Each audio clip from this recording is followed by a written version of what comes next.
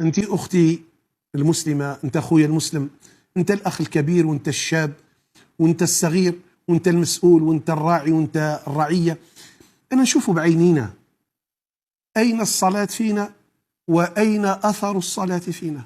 اتقوا الله يا أمة محمد وأقيموا الصلاة ولا تضيعوها. عنده شي دعوة فإنه ينثر هذه الدعوة ويجيبها وقتاش؟ لما يكون ساجد في الركوع هكذا يقول سبحان ربي العظيم، سبحان ربي العظيم، سبحان ربي العظيم.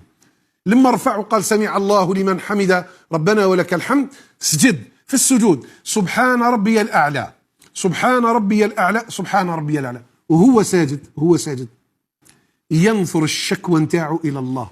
اشكي ربي، ابكي له، اطلبه، ادعيه، اسأله. هذيك الهيئة، راسك، أنفك، ذراعتيك، ركبتيك، قدميك، الأعضاء السبعة هذيك في هذا الحال صورة من صور الذل بين يدي الله.